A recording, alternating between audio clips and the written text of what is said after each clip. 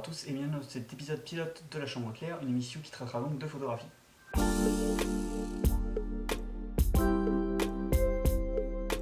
Pour ce premier épisode, je voulais donc vous parler d'un éditeur assez peu connu en France, qui est l'une de mes découvertes récentes sur Instagram, où leur compte totalise quand même 40 000 abonnés.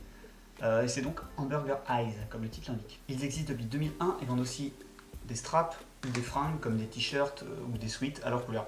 Mais ce qui nous intéresse ici, c'est donc le zine éponyme, qui en est à son 30e numéro aujourd'hui. L'éditeur se focalise surtout sur la street photographie. Dans chaque numéro, on a 5 photographes sélectionnés, sans thématique particulière.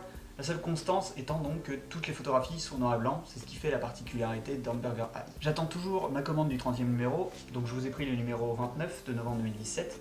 Comme tous les autres, il fait 68 pages, est imprimé sur du papier mat et le format est de 15 par 22 cm, ce qui en fait pour moi le format idéal pour pouvoir le regarder, même pour pouvoir le transporter avec vous. Les 5 photographes différents qui collaborent à chaque numéro peuvent présenter des séries. Dans ce 29e, c'est le cas par exemple de Amelia Beroumen qui propose une série sur les catcheurs, ou d'autres présentent des images sans lien entre elles, comme c'est le cas par exemple de Diggy Hill ou de Nick Jones. Si vous voulez vous procurer le numéro 30, il ne faut mieux pas tarder car tous les numéros précédents sont écoulés, il me semble.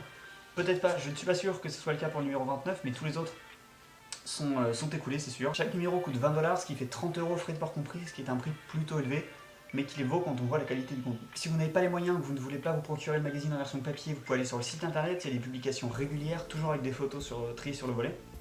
Il y a aussi quelques interviews de photographes. Dans la description, je vous mettrai aussi le lien vers leur Instagram ou vers la boutique en ligne si ça vous intéresse. D'ici là, on se revoit dans ma prochaine vidéo et je vous dis à plus, à bientôt.